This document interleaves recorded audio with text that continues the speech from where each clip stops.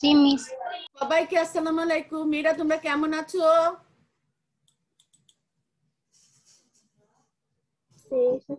মেয়েরা তোমরা কেমন আছো? আলহামদুলিল্লাহ মিস, ভালো আছি। আপনি কেমন আছেন? আজকে এখানে দেখো তোমাদের স্ক্রিনে যে ছবিটা এসেছে সেটা কিসের ছবি?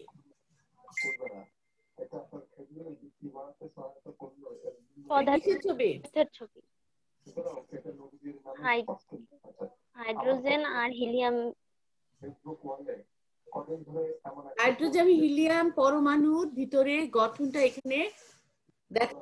অর্থাৎ এই যে হাইড্রোজেন পদার্থ বা হিলিয়াম পদার্থ বা পরমাণুর ভিতরে যে অন্তর্গঠনটা সেখানে দেখানো হয়েছে। অর্থাৎ আজকে আমাদের চ্যাপ্টারটা হচ্ছে পদার্থের গঠনের অন্তর্গঠন নিয়ে আমরা আলোচনা করব। পদার্থ একটা পদার্থ কি দ্বারা তৈরি সেই বিষয় নিয়ে আলোচনা করব।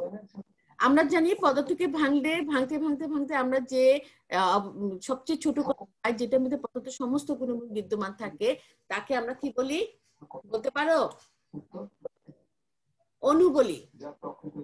অণু হচ্ছে পদার্থের সবচেয়ে ক্ষুদ্রতম কণা, যার মধ্যে পদার্থের সমস্ত গুণাবলীগুলি কি থাকে, বিদ্যমান থাকে, তাই না?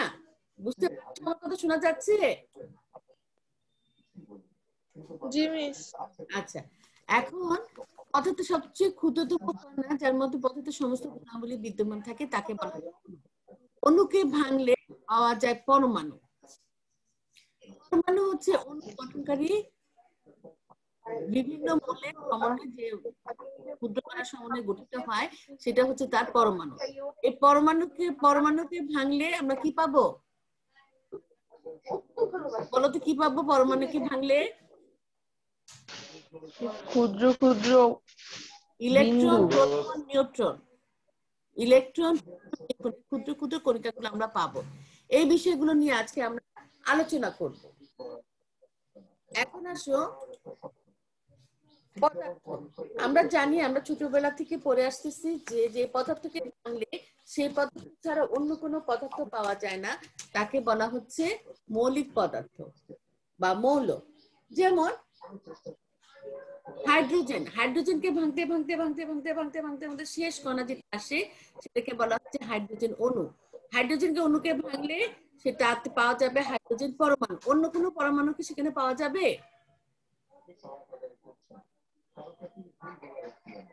মেয়েরা তোমরা মৃত্যু রেখেছো কেন? কথা বলো। যেমন এখানে দেখো, স্ক্রিনে দেখো হাইড্রোজেন অণু। হাইড্রোজেন অণু ভাঙে এখানে অক্সিজেন অণু। অক্সিজেন অণুকে ভাঙলে এখানে অক্সিজেন ছাড়া অন্য কেউ আছে এখানে ভিতরে? বা নাই। তাহলে এটা হচ্ছে মৌলিক অণু বা মৌল। হ্যাঁ, মৌলিক পদার্থ বা মৌল। যে পদার্থকে ভাঙলে সে পদার্থ ছাড়া অন্য কোনো পদার্থ পাওয়া যায় না, তাকে বলা হচ্ছে মৌলিক পদার্থ। এখন পর্যন্ত 118টি মৌল আবিষ্কৃত হয়েছে, যার মধ্যে 98টি হচ্ছে প্রকৃতি থেকে পাওয়া আর 20টি হচ্ছে গবেষণাগারে তৈরি করা আছে, যার নাম দেওয়া হচ্ছে কৃত্রিম মৌল। অর্থাৎ মানুষের মৌল হচ্ছে 20টি আর বাকি সবগুলো প্রকৃতিতে পাওয়া যায়। এই আমাদের যে মানব দেহ, সেখানে মোট 26টি ভিন্ন মৌল আছে। এগুলো ছোট ছোট প্রশ্ন অবজেক্টিভ হিসাবে তোমরা এগুলো পড়ে নিবে। ঠিক আছে? ঠিক আছে? জি মিস। আচ্ছা, এবার আসো, যে পদার্থকে ভাঙলে দুই বা দুইয়ের অধিক মৌল পাওয়া যায় তাকে বলা হচ্ছে যৌগিক পদার্থ। যেমন পানির একটা অণুকে ভাঙলে আমি অক্সিজেন একটা পরমাণু পাবো আর দুইটা হাইড্রোজেন পরমাণু পাবো। তাহলে কি ধরনের মৌল আছে? মৌলের পরমাণু না একের অধিক মৌলের পরমাণু আছে?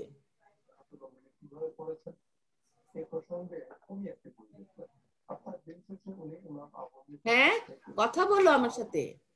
এখানে পানির মধ্যে কি শুধু একই ধরনের পরমাণু আছে না একের অধিক মৌলের পরমাণু আছে? মানে দুই ধরনের মৌলের পরমাণু এখানে আছে, দুই ধরনের মৌলের পরমাণু এখানে আছে, তাই না? তাহলে এখানে এটা হচ্ছে যৌগিক পদার্থ, কারণ এই পদার্থকে ভাঙলে আমরা দুইয়ের বা দুইয়ের অধিক মৌল পাবো। যেমন হাইড্রোজেন পাবো, অক্সিজেন পাবো। এখানে দেখো অ্যামোনিয়া। অ্যামোনিয়াতে কি কি পাবো? নাইট্রোজেন পাবো আর 3টা হাইড্রোজেন পাবো। কার্বন ডাইঅক্সাইডে কি পাবো? 2টা কার্বন পাবো, একটা কার্বন পাবো, 2টা অক্সিজেন পাবো। পারক্সাইডে কি পাবো? 2টা হাইড্রোজেন পাবো, 2টা অক্সিজেন পাবো। তাহলে দেখা যাচ্ছে যে এই সকল পদার্থকে ভাঙলে ভিন্ন ভিন্ন মৌলের পরমাণু পাওয়া যায়।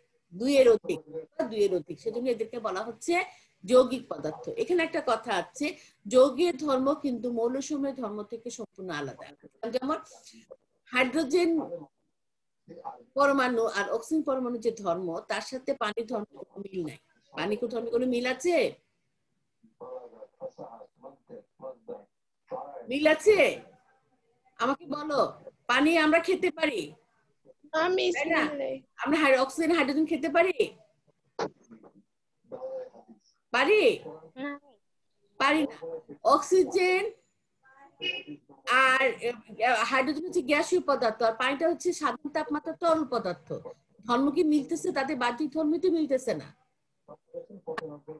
বাহ্যিক ধর্ম মিলতে পারছে না মিস। কথা বলো না কেন? কথা না বলে আমি কিভাবে বুঝবো আমি কি আকাশকে পড়াচ্ছি না বাতাসকে পড়াচ্ছি? তারপর একটা জিনিস খেয়াল করবে, সেটা হচ্ছে যে প্রত্যেকটা যৌগিক পদার্থ যে পরমাণু দ্বারা গঠিত তার একটি নির্দিষ্ট অনুপাতে যুক্ত থাকে। যেমন দেখো এখানে অক্সিজেন আছে একটা, হাইড্রোজেন আছে দুটা, তাহলে এখানে হাইড্রোজেন এবং অক্সিজেনের অনুপাত হচ্ছে 2:1। ঠিক আছে? 2:1 হচ্ছে 2:1 হচ্ছে পানির অণুর মধ্যকার হাইড্রোজেন এবং অক্সিজেনের অনুপাত। এখন যদি আমি অক্সিজেন নেই দুইটা আর হাইড্রোজেন নেই দুইটা, তাহলে অনুপাত কত হয়? 2:2 হয়। কত হবে? 2:2 হয়। সেটা হয়ে যাবে হাইড্রোজেন পারঅক্সাইড। হাইড্রোজেন পারঅক্সাইড আর পানি কিন্তু এক না। হাইড্রোজেন পারঅক্সাইড আর পানি কিন্তু এক না, দুটো ভিন্ন পদার্থ হয়ে যাবে। আমার কথা বোঝা গেল? হ্যাঁ, আমার কথা বোঝা গেল। দেখো এখানে প্রত্যেকটা যৌগ তার ভিতরকার পরমাণু তার একটা নির্দিষ্ট অনুপাতে যুক্ত হয়। যখনই অক্সিজেনের পরিমাণ একটা বেড়ে যাবে তখন সেটা একটা অন্য একটা পদার্থে পরিণত হবে। যদি সে একই অনুপাতে থাকে, তুমি তোমার বাসায় যে পানিটা খাও সেখানে পানিটাকে তুমি যদি বিশ্লেষণ করে দেখবে সেখানে হাইড্রোজেন এবং অক্সিজেনের অনুপাত হচ্ছে 2:1।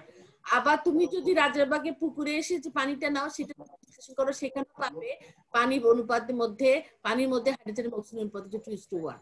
তুমি যদি বৃষ্টির পানি সংগ্রহ করো সেখানেও পাবে পানির মধ্যে হাইড্রোজেন এবং অক্সিজেন অনুপাত হচ্ছে 2:1। তুমি যদি কক্সবাজারে যাও সেখানেও তুমি পাবে পানির মধ্যে হাইড্রোজেন এবং অক্সিজেন অনুপাত হচ্ছে 2:1। অর্থাৎ আমি যদি ল্যাবরেটরিতে তৈরি করতে যাই সেখানেও কিন্তু আমি পাবো 2:1। দেখা যাচ্ছে যে যে কোনো প্রান্তে যেভাবে তৈরি করা হোক না কেন, একটা নির্দিষ্ট যৌগের মধ্যে তার পরমাণুগুলো একটা নির্দিষ্ট অনুপাতে যুক্ত থাকে। যদি সেটা পরিবর্তন হয়ে যায় তাহলে একটু ভিন্ন পদার্থে পরিণত হয়। যেমন পানির ভিতরে হচ্ছে হাইড্রোজেন আছে দুটো, অক্সিজেন আছে একটা, যদি অক্সিজেনের পরিমাণ যদি আরেকটা বেড়ে যায় অর্থাৎ দুটো হয়ে যায় তাহলে সেটা হয়ে যাবে আরেকটা ভিন্ন পদার্থ, হাইড্রোজেন পারঅক্সাইড। কথাটা বোঝা গেছে তোমাদের? বুঝতে পারছো? জি মিস। আচ্ছা, এবার আসো অণু এবং পরমাণু। মৌলিক পদার্থের ক্ষুদ্রতম কণা যার মধ্যে মৌলের গুণাগুণ বিদ্যমান থাকে তাকে বলা হচ্ছে পরমাণু। আর দুই বা দুইয়ের অধিক সংখ্যক পরমাণু পরস্পরের সাথে রাসায়নিক বন্ধনের মাধ্যমে যুক্ত থাকে তাকে বলা হচ্ছে অণু। অর্থাৎ এই যে এখানে দেখো, স্ক্রিনে দেখো, এইটা হচ্ছে বরফ, এটা হচ্ছে পদার্থ, এটাকে ভাঙলে আমরা পাচ্ছি পানির অণু, পানির অণুকে ভাঙলে আমরা পাচ্ছি হাইড্রোজেন পরমাণু, অক্সিজেন পরমাণু। অর্থাৎ সবচেয়ে ক্ষুদ্রতম কণা, এটাকে আবার ভাঙা যায়, এটাকে ভাঙলে হয়ে যাচ্ছে কি? সেটা যাচ্ছে এই হাইড্রোজেন পরমাণুকে ভাঙলে আমরা কি পাবো? ইলেকট্রন, প্রোটন, নিউট্রন নামক কণিকা পাবো। ঠিক আছে? আচ্ছা, এখানে আরেকটা কথা আমাদের বলা দরকার। সেই কথাটা হচ্ছে, তোমরা দেখো তোমাদের বইটা খুলো,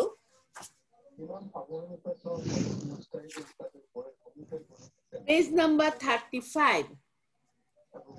নাম্বার 35 এ দেখো, গ্রিসের দার্শনিক ডেমোক্রিটাস সর্বপ্রথম বলেছিলেন প্রত্যেক পদার্থ অতি ক্ষুদ্র আর অবিভাজ্য কণা দ্বারা গঠিত, যার নাম দেন তিনি অ্যাটম। কিন্তু তিনি তার এই কথাটার কোনো যুক্তি উনি দিতে পারেননি বিধায় এটা পরবর্তীতে কেউ মেনে নেননি। পরবর্তীতে 1830 সালে ব্রিটিশ বিজ্ঞানী জন ডাল্টন বিভিন্ন পরীক্ষায় প্রাপ্ত ফলাফলের উপর ভিত্তি করে তিনি বলেন যে প্রতিটি পদার্থ অজস্র ক্ষুদ্র ও অবিভাজ্য কণা সমন্বয়ে গঠিত, যার নাম তিনি ডেমোক্রিটাস, যেহেতু নামটা প্রথম বলেছিলেন ওনার সম্মানার্থে উনি এটার নাম অ্যাটম, যার অর্থ হচ্ছে অবিভাজ্য।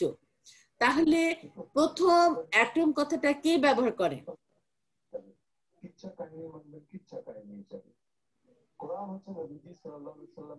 প্রথম অ্যাটম কথাটা কে ব্যবহার করে?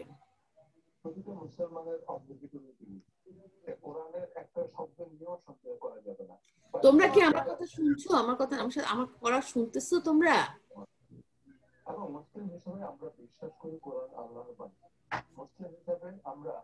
মেয়েরা তোমরা কি আমার কথা শুনতে পাচ্ছ?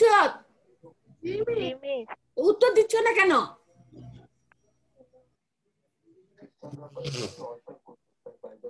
সর্বপ্রথম অ্যাটম কথাটাকে কে ব্যবহার করেন? ডেমোক্রিটাস। বইতে দাগ দাও।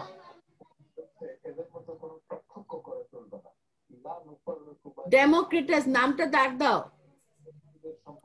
আন্ডারলাইন করেছো? জি মিস। এরপরে দেখো, তারপরে ওটা এটাকে এরাকে 1803 সালে জন ডাল্টন ওনার সম্মানার্থে এটা নাম দেন পরীক্ষার মাধ্যমে। তাহলে পরমাণু অর্থ হচ্ছে অবিভাজ্য, পরবর্তীতে পাওয়া যায় যে না পরমাণুকে ভাঙলেও ক্ষুদ্রতম কণিকা পাওয়া যায়। আচ্ছা, এখন এখানে দেখো পদার্থকে ভাঙলে পাওয়া যায় অণু, অণুকে ভাঙলে পাওয়া যায় পরমাণু। এখন এখানে দেখো অণুগুলো যদি একই ধরনের পরমাণু দ্বারা গঠিত হয় তখন তাকে বলা হচ্ছে মৌলিক অণু। তখন তাকে কি বলা হচ্ছে? তখন তাকে কি বলা হচ্ছে? একই ধরনের পরমাণু দ্বারা গঠিত অণুকে কি বলা হচ্ছে? মৌলিক অণু। মৌলিক অণু। আর যদি দুই বা দুইয়ের অধিক মৌলের পরমাণু দ্বারা গঠিত যৌগিক পদার্থ হয় তাকে কি বলা হচ্ছে? যৌগিক অণু। হ্যাঁ, তাহলে এখন আসলে দেখো, এই যে দেখো এখানে একই ধরনের পরমাণু, হাইড্রোজেন দুইটা হাইড্রোজেন একটা অণু গঠন করেছে, তাকে বলা হচ্ছে মৌলিক পদার্থ বা মৌলিক অণু। আর অক্সিজেন এবং হাইড্রোজেন মিলে দুই ধরনের ভিন্ন মৌলের পরমাণু দ্বারা গঠিত অণু পানিকে বলা হচ্ছে যৌগিক পরমাণু। জিনিসটা বোঝা গেল? বোঝা গেল? আচ্ছা, তোমাদের এখানে অণু এবং পরমাণুর মধ্যে পার্থক্য দেওয়া আছে, যাদের কাছে নাই তারা তোমরা নিতে পারো, স্ক্রিনশট দিয়ে নিতে পারো, লিখে নিতে পারো। কেমন? অণু এবং পরমাণুর মধ্যে পার্থক্য তোমরা কি লিখছো না স্ক্রিনশট দিচ্ছ? এই মাহিমা, আফরোজা, তোমাদের যদি স্ক্রিনে থাকতে ভালো না লাগে তোমরা চলে যাও ক্লাস থেকে। সুন্নাহ বলছে না, কুরআন আর সুন্নাহ আমাদের আমি তোমাদের জন্য রেখে গেলাম আমার কুরআন। আমরা আল্লাহর অণু এবং পরমাণুর মধ্যে পার্থক্য, অণু এবং পরমাণুর মধ্যে পার্থক্য যদি না থাকে তোমাদের কাছে এখান থেকে নিতে পারো। আর যদি মনে করো স্ক্রিনশট নেবেন সেটা নিতে পারো, যদি লিখে নিতে চাও তাও নিতে পারো। তোমরা কি লিখে নিচ্ছ না স্ক্রিনশট নিচ্ছ? Miss screenshot. ওকে, তাহলে আমি পরবর্তী পর্বে চলে যাই। এখন আসো মৌলের প্রতীক। এখানে দেখো একটা কথা আছে, কি লেখা আছে কথাটা বলতে পারো? এখানে কি লেখা আছে? Miss cute genius. হ্যাঁ, কিউট জিনিয়াস অর্থ কি? মানে এখানে কিউট জিনিসটা কি আসছে? আসলে এখানে হচ্ছে কি যে মিস আমরা কপার। 18টা মৌলের নাম বলেছি, মৌলিক পদার্থ আবিষ্কৃত হয়েছে। এই 118টা মৌলিক পদার্থের নামের সংক্ষিপ্ত রূপকে, কয়েকটা মৌলের সংক্ষিপ্ত রূপকে আমি এভাবে সাজিয়েছি, যাকে বলা হচ্ছে কিউট জিনিয়াস।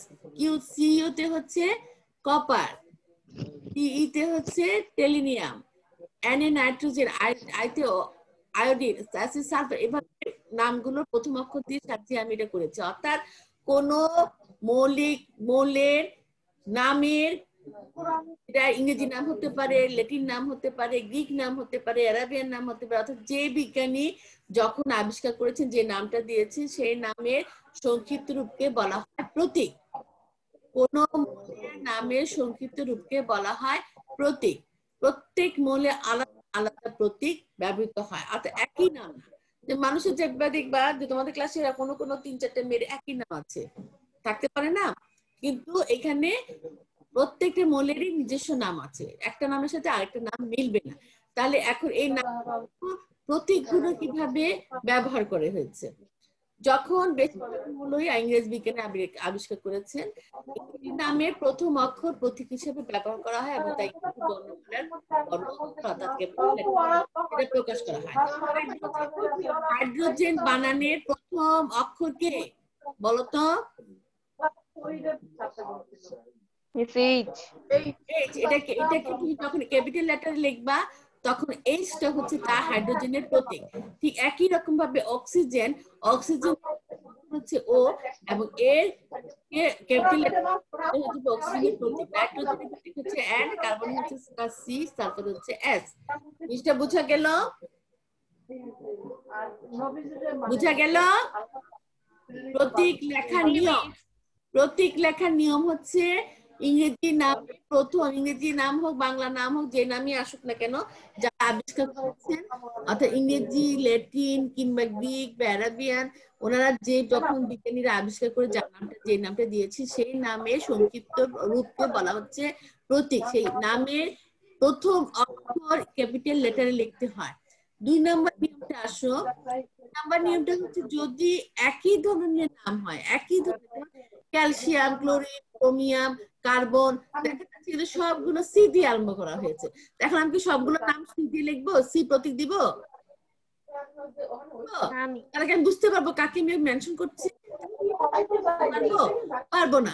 সেক্ষেত্রে আমি কি করব, ইংরেজি নামের প্রথম অক্ষরটা ক্যাপিটাল লেটার লিখবো, তারপর উচ্চারণ করার সময় যে অক্ষরের উপর আমার বেশি প্রাধান্য পাবে অর্থাৎ জোর আসবে যে অক্ষরটা, তাকে তার সেই অক্ষরটাকে আমি ক্যাপিটাল লেটারের পাশে স্মল লেটারে লিখবো। যেমন ক্লোরিন, ক্লোরিন উচ্চারণ করার সময় সির সাথে এলটার উপর বেশি জোর দেওয়া হচ্ছে অর্থাৎ এলটার প্রাধান্য বেশি, সেজন্য এখানে সি এর পাশে স্মল লেটারে এলটা দেওয়া হয়েছে।